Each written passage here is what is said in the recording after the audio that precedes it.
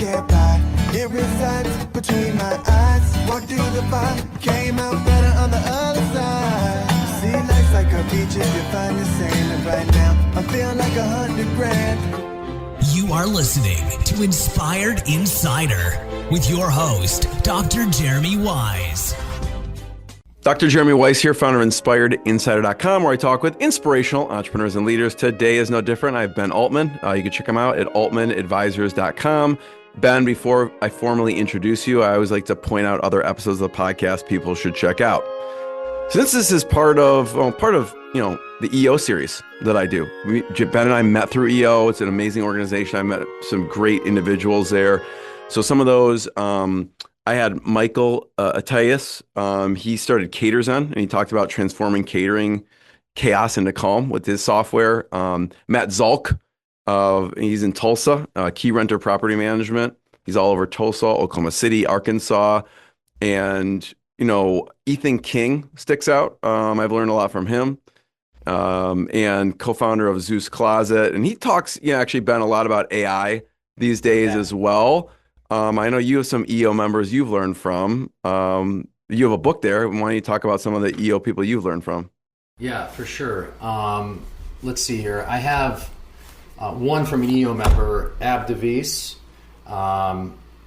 which is Essential AI. Essential AI. Your all-in-one quick start to using AI in business and the workplace. So I always like to read books from my friends. So that's like I have like a whole section on my back that's just like books that friends wrote, which I really love. And then let's see here, totally on a different subject, but from about a friend's dad.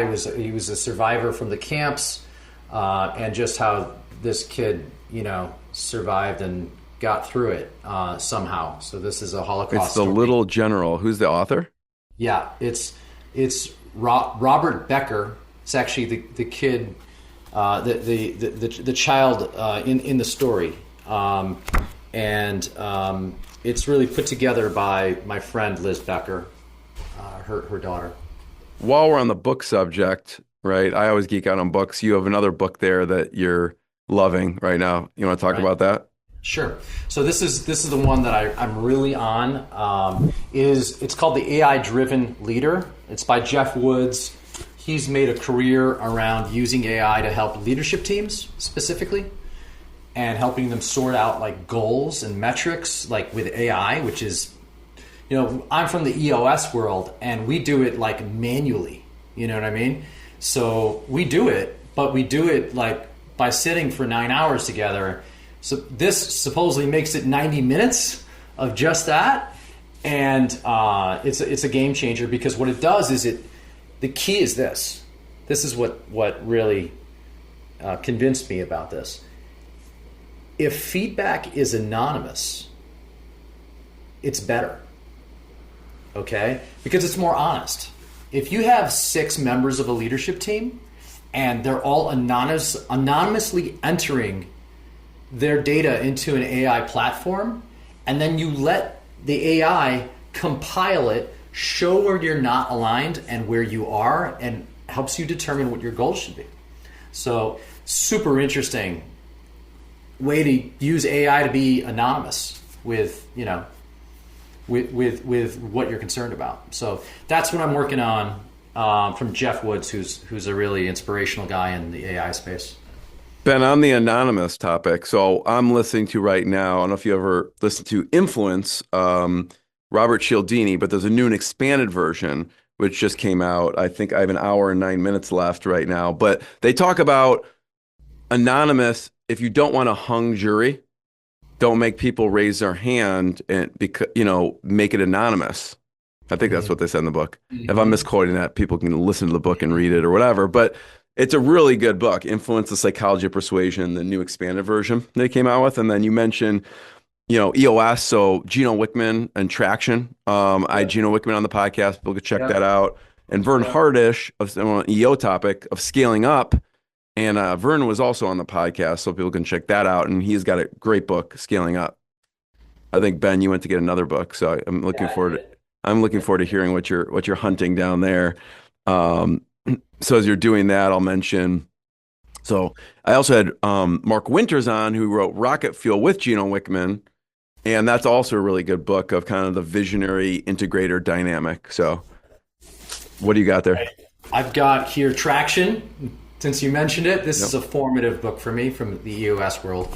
And then a new one I read is called Profit Works, from some friends of mine, Alex Freytag and Tom Bauer. So this one's cool because it helps you rethink how you're putting your comp plan together.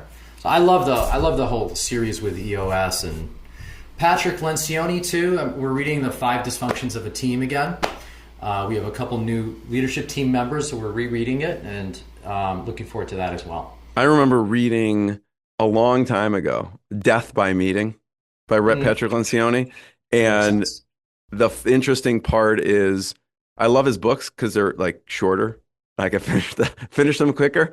And they're easy to read. So anyways, we're going to launch into it. I just had to get your books on that note. And before I formally introduce Ben, this episode is brought to you by Rise 25. At Rise 25, we help businesses connect to their dream relationships and partnerships. We do that in a few ways. One, we're an easy button for a company to launch and run their podcast. We do the strategy, the accountability, the full execution and production behind the scenes. We're also an easy button for a company's corporate gifting. So we make gifting, staying top of mind for clients, partners, prospects. It could be even for staff from a culture perspective. Simple, easy, and affordable. Just give us the list of addresses. We do everything else. It's not like we send one-off gifts. We send 3 gifts a year for 4 to 5 years. Okay. Wow. So awesome. Not just one-off gifts. So we kind of call ourselves the magic elves that run in the background to help companies build amazing relationships because Ben, I mean, we know each other at this point. Like the number one thing in my life is relationships. I'm always looking at ways on how I can give to my best relationships. And I personally have found no better way over the past decade to profile the people and companies I admire and share with the world what they're working on. And 2, send them sweet treats in the mail. So you can go to rise25.com, email support@rise25.com to learn more. And I'm super excited. This has been a long time coming. Ben Altman combines a love for people with a passion for numbers, and he's actually the CEO and Chief Investment Officer of Altman Advisors, and it's a multi-family office he founded with his dad in 2016. He's also a member of YPO and EO. So Ben, thanks for joining me, and start us off with Altman Advisors and what you do. I'll pull up the website. Sure. So, Altman Advisors. First of all, we've been in business for 49 years. I was looking at this timeline here. On the Altman Advisors I'm like, oh my God, this keeps going back. I know. It's we have 1958. Look at that. Yeah. My father studied with a guy named Milton Friedman, which it was his idol with, there's a famous book. I'm going to butcher it. Capital and Freedom or something like that. We'd have to look it up. I'll look it up as you're talking. Yeah, that's another good one. But the he's an American economist. Is that one? Tell me another one. He's an economist. Is that? Yeah. Okay. He was a Nobel laureate from the University of Chicago. He's part of the reason UFC is so famous for their MBA school, and Nobel Prize winner. Basically, he's a free marketeer. You let the markets do what they want to do. That was the idea, and that really influenced my father. And let's see here if it says it. I'm looking. Capitalism and freedom, it looks like. That's it. Yeah, capitalism and freedom. I said capital, right. Capitalism and freedom, right. So, that was an influential book, and he ended up catching him because Milton was still working at UFC at the time. So it was just, some formative, influential things there. They also developed something called modern portfolio theory, which is really what we use. MPT is the acronym, but modern portfolio theory is the use of the markets to create, to choose where you want to be on what's called the efficient frontier. Have you heard that term before? The efficient frontier? I wish every person knew what this was. I mean, it's really something that we should be teaching in school, but we're not, like, to children. To, you know, this kind of like, but what it says is basically a bond is less risk than a stock. But if you combine 20% equities with 80% bonds, it's actually less risk than 100% bonds. Okay, that's interesting. And then as you are willing to accept more risk, you're able to get more returns, and you'll make more over time, depending on how extreme the risk is. If there's issues with that. If it's concentrated or you use leverage, it throws the whole thing out the window. You're going to be radically different and not predictable. But when it comes down to basic asset allocation, we use the term diversification all the time, right? But what it means is, how is your portfolio constructed? Which asset allocation is it? So we have 8 models. It's from cash management to equity. The balanced ones are the most common. So we go from conservative to aggressive, and a fixed income and equity and cash management. So there's 5 different balanced, and we've got a 10-year track record at this point, thankfully, and we're just kind of moving along. We're getting what's called GIPS certified, which is the Global Investment Procedure Standard. So that's what we're working on right now. But it's a major project to be able to show everything that you have in a way that's accepted by the entire world, and from a financial sense. So it's the Global Investment, I think, Procedure Standards or something like that. I'm gonna, as you're looking that up real quick, Performance standards. I know that AI is a big initiative, and we could talk about how you incorporate AI. Before you do, I just pulled up, these are the books by Milton Friedman. He's got a lot here. Yes. Capitalism, Freedom. So I'll have to check on an Audible, because I listen to everything on Audible, but Capitalism, Freedom is here. Free to Choose is here. Money Mischief is here. I mean, there's 1, 2, 3, 4, 5, 6, 7, 8, 9, 10, 11, 12. I mean, there's a lot. They keep going here. So this is the second page. I won't go on, but if you recommend Capitalism, Freedom, I'll have to check that one out first. Yeah. So talk about AI and incorporating AI in the company. You mentioned with EOS. How else are you incorporating AI? Yeah. Well, number one, it's what I'm responsible for, I realize, in 2026. It's not a question of whether AI can help you. It's a question of how quickly we can learn how to make that happen before we become irrelevant, which is the risk. Basically, what Jeff Woods would say is, the world's changing so fast right now, and it's not going to get any easier. Like, just get started. So I'm just learning. It can be frustrating at times. It can be, but then it's very rewarding, once you actually master something. What tools are you playing with? Yeah. When you're in? I love, Whisper is the best dictation software.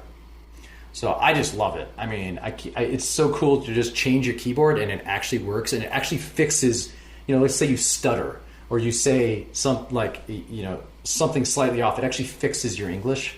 So it's smart. It's the best one out there. So I like that you can use directly with chat, because we can speak a lot faster than we can type. So, I mean, it's just an amazing thing. And, it's a great tool. And, especially if you might have a certain, you might have a circumstance where you can't type. And so, or you injured yourself or something like that, and you got to do a shoulder surgery or whatever. Well, this is a total workaround, basically. So yeah, I find it really fast. And I know we were talking before you hit record, is what things can you use AI for to make things easier? Like for me, I look at kind of 80-20. Where am I spending 80% of my time? I spend a lot of time, unfortunately, in email. So what's been a lifesaver for me is using Whisperflow and Gemini inside of Gmail, because we use G Suite, and that's been huge in speeding things up, right? Because like you said, I could just dictate it, go in there. It basically is what I wrote, but then it doesn't, it's not run on sentences how I normally would type it, and it formats it properly. Any other tools you're playing with? Yeah, I'm starting to use Plod, which is this tool that's for note taking. I'm trying to incorporate that into my cloud right now. Let's see what else. Playing with both Gemini and Chat. I'm using something. It's something I can't believe I didn't. I can't believe I didn't know this. Is something called Crit. You're familiar with Crit? Okay. Context role. What role do you want the AI chat to play? Interview. The key is we're all using the chat software incorrectly. All of us. Why? Because we ask it questions. So this reverses the table. It asks us questions before it spits out an answer, which is much more consultative. You're actually teaching it. So I want, let's see here, context. Could be, take any situation. I want to teach about a mega backdoor Roth, right? Because that's a cool tool that we use. I'll pull that up as you're talking about it. I give the whole context, sure. I give the whole context of it, and then I say, role might be expert financial advisor, and tax accountant, in this subject or something like that. And then the interview questions, I say, this is key. Ask me up to 3 questions, one at a time. Let's see here. Ask me up to 3 questions, one at a time. To gain a deeper understanding of the subject. So that's a standard line that I put in there. So 3 questions, one at a time to gain a deeper understanding. And then, let's see here, Crit. And then the task, what are you trying to accomplish? So you say, hey, I want to write a piece on the mega backdoor Roth and, help me formulate one. Or I want a script for a video that I'm making, So that's been a game changer. I'm glad that I think it's actually cool that you didn't know what it was, because No, I didn't. I'm pulling it up here as we're talking. It says Crit Context Role Interview Task. And so this is written by Joe Polizzi. Actually, I had him on the podcast many years ago. But this is more recent. So yeah, I'll have to give this a look. But it's amazing. So you're like context, and then you talk about role, and then the interview, and then the task. Yeah. So act as a strategy coach who helps creators uncover blind spots and identify leverage points others miss. That's a role. Yeah. He quotes Jeff Woods, by the way, in the author. Yep. Yep. Look at that. The key here is to get chat to ask us questions versus us asking it questions. And if we think about it, if we're talking to a client and we're helping them solve something, we don't start by talking, we start by listening, right? And of course asking questions so that we can listen. So it makes sense. I mean, it's how we operate. Why would we not do that in the AI space? This is a game changer for me. Yeah, Go ahead. No, I was going to say, I know you're thinking a lot about AI, but also about, you're very big on growth, but growth, kind of underlying growth, when I observe you, is relationships. Can you just talk about some of the ways that you think about and follow up and build relationships with people? Yeah. Let's see. Number 1, do what you say you're going to do. That all we have is our word, right? So if we do that repeatedly, we enhance our relationships. Another one I would take from EO and YPO is speaking from experience, which I didn't realize. Like, I was doing that. I thought it was controversial to say, hey, well, when I took out my home equity line and blah, blah, blah, like, I didn't know that was actually a technique that leads to longevity in relationships. Fact. Okay? Is, hey, in my experience, versus you should do this. How annoying was it the last time somebody said, you should do this? Do you want to do it, or do you want to do the opposite, right? So it depends on our personalities, but most people don't respond to that well. And so when we are humble and we speak from experience, it leads to longevity. I would say also just what makes us unique, we have a 60-minute rapid response time and a 24-hour resolution. If not, we give an ETA that's agreed upon. And so that creates accountability, it creates a service expectation, and then we meet monthly with all of our clients, and so that it just becomes a pleasure, basically. So it's like running a doctor's office in a way. We're kind of financial doctors. So we have it like it's a tight appointment schedule. We've got 5 advisors at this point at Altman Advisors that are client facing. We've got 7 that are registered, and those are some of the tidbits. I think just knowing the details of people's lives too. I'm not a detail person, but I'm detailed enough. I'm selectively detailed, they call it. A more big picture, but I can get detail. And I'm kind of like a social analytical type. I'm a little bit of an odd bird in that way, because most times we're either analytical or we are a social type. I'm somewhere in the middle where I'm selectively social and I'm also selectively detailed or conforming. So because of that, I drive just the way I think. A funny trait, I'm 84% less patient than the general population. Okay? So how do you quantify that? Well, it's like 2 standard deviations, basically, but it's through culture index, which is something else that we use that has really taught us about ourselves. So my impatience drives detail because I want to get something done. And so that's when I dive into it. But the key is like knowing the details of if we're talking about clients, about their lives, knowing, just remembering, and hey, when that happened in 2016 or 2008, or just knowing the history is priceless, I think, in the eyes of the client.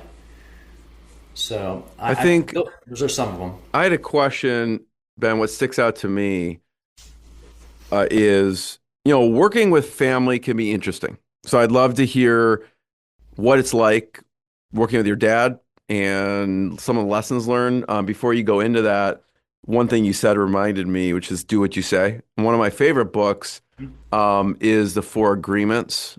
And it's very short, so I try and listen to it every single year. But essentially, it's be impeccable with your word. Don't take anything personally. Don't make assumptions, and always do your best.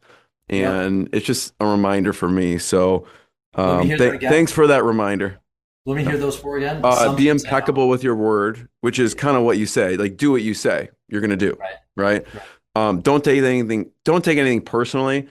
That's a difficult one for me. I mean, like, it could be just driving the car and someone like cuts you off, right? And it's like, oh, maybe they're just in a rush. Maybe their wife's pregnant and they're driving to the hospital. I don't know. Like, so the other ones, don't make assumptions, right?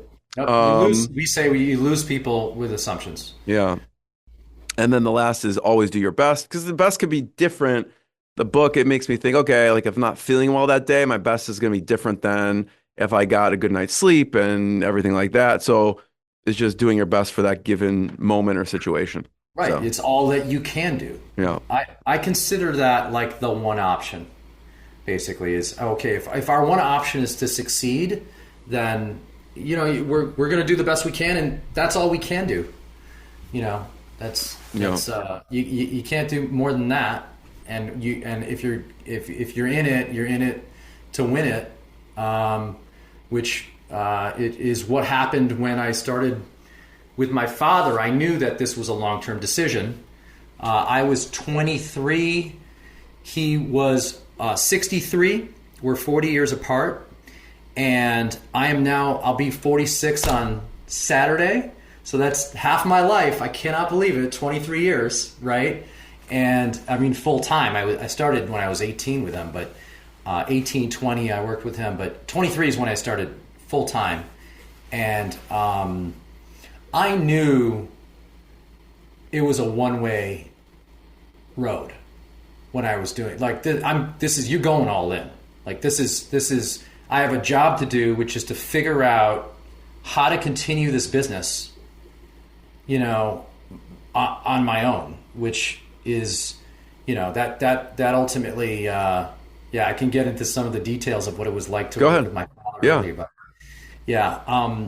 the first thing I did, well, it was a kind of a change of plans. I was not, my father taught me that many things, but he taught me specifically the hardest thing in business is to grow the business. Okay? Get a new client. Nothing starts until a sale is made. IBM, which is in that little timeline. So he said, don't work for me. You're 20, I was 22 at the time, graduated college. And he's like, don't come work for me. Meanwhile, my Cuban Jewish mother's like, you have to work for Bobby and da da da da da. You know, you can picture my mom is over here and my dad's pushing me, going like this, and but he really was directing me to build my network. And so I was working at a bank. I speak Spanish, so I got a job giving loans to individuals that don't speak English. This is 2002. It was with the whole issue of redlining and where we were lending and not lending. So I was hired as a bilingual worker that could help, and I could help translate for. Did you grow up speaking Spanish because your mom spoke to you growing up, or? You know, what happened was my older brother was so confused that he had delayed speech, and this was before ESL, so English as a second language. This is the 70s, right? So they didn't want to admit him into school, into preschool or whatnot. So now there's programs and so on, but we heard 3 languages in one sentence because we were really my parents were both working, and my grandfather lived about 2 blocks away, and interesting dude. He was born in 1902, and he had lived in 3 different continents. He was a refugee multiple times, and once from Europe and then again from Cuba. So he spent about 40 years in Cuba, made a wonderful life for himself, and then he uprooted again when he realized, interesting, going back to mortgage, he knew what it was, because Castro wasn't originally an outspoken communist. Okay, it became opportunistic for him. Che Guevara was, and Raul was, but not Fidel, and but he was an opportunist, and eventually. The house that my grandfather built in Santo Suarez, which is a suburb of Havana, didn't have a mortgage payment. And you know the old phrase, if it seems too good to be true? Yeah, it probably is. He's like, oh man, I don't have a mortgage payment. Guess what? I don't own my house anymore. Okay, so he knew that it was a takeover. It particularly affected the middle class, upper middle class and middle class.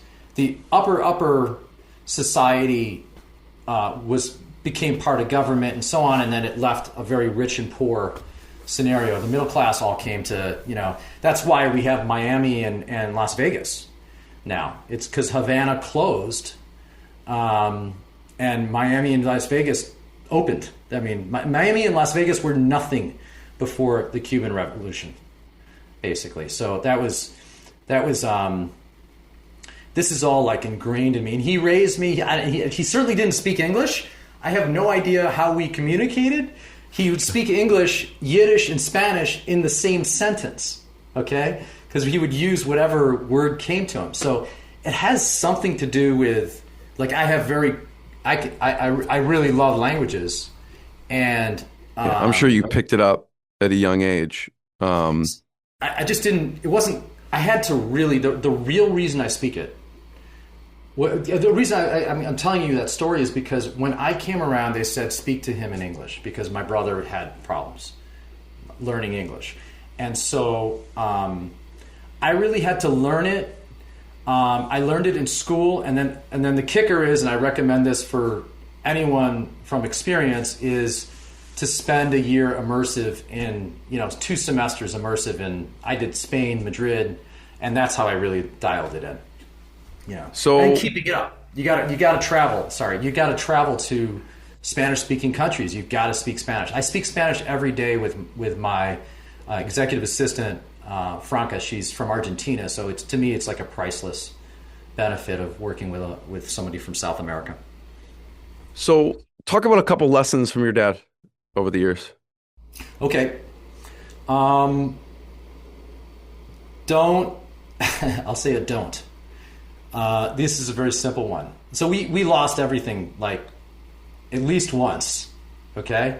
Where we were started at zero again. It was 1989, and United was a sure thing, okay? And by the way, whenever it's a sure thing, it's not a sure thing. It's usually the opposite. Whenever there's a consensus, it's wrong, okay? That's something he would say. And so United and American were going to merge. It was a sure deal. The entire office levered up, borrowed on their houses, borrowed in their accounts to buy for the merger. Guess what happened? The merger never happened. People literally went negative. Okay? Forget losing money. You can go negative. So that was twofold lesson. One was concentration, which causes chaos. Two is leverage. So imagine you're already taking crazy risk with concentration, and then you do it on leverage. That's like, it's nuts.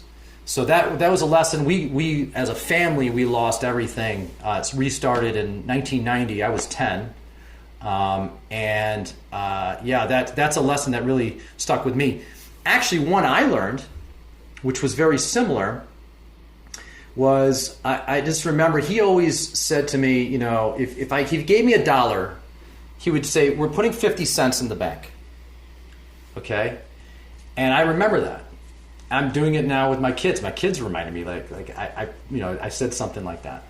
And, when I had a bar mitzvah, I didn't, there was no, he took the money, he put it into an account, and by the time I was 18, it was $10,000. Okay, and over those, I guess, 5 years of growth and whatever we put in there before that, and I worked for him in that year. I remember I interned with him. 2 years later, I interned again with him. It was the year 2000. Okay, what happened in the year 2000? .com crash. .com. So, guess what the 10,000 had turned into from 1998 to 2000? I guess it depends what you're invested in. I don't know. It's like 4 tech stocks. It's like Sun Microsystems and I don't know what else. Okay? Like Adobe. I think Adobe was one of them. Maybe Microsoft. I remember Sun Microsystems. So I had 4 stocks, right? And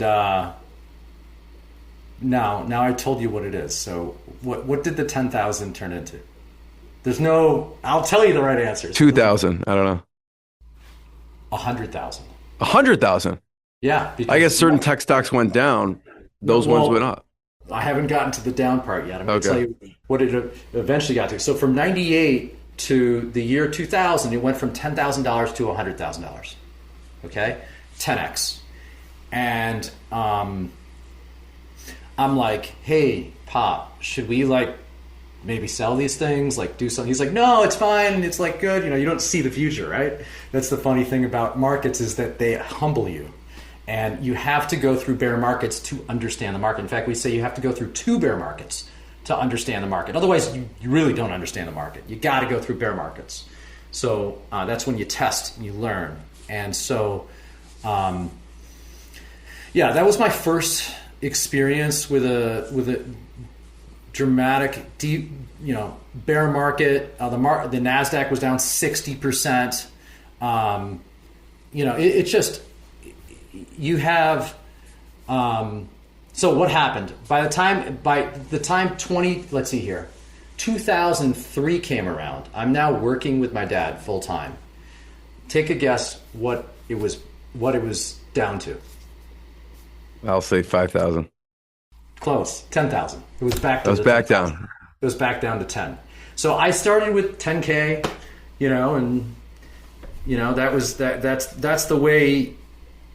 And I appreciate how he raised me. He wanted me to be hungry, and so he wanted to limit what I would have, and he didn't pay me much. I think I was making $35,000 a year or something like that, and I was just working. And the funny thing is, we talk about my father a lot, but my mother was really an even bigger influence to me in business initially.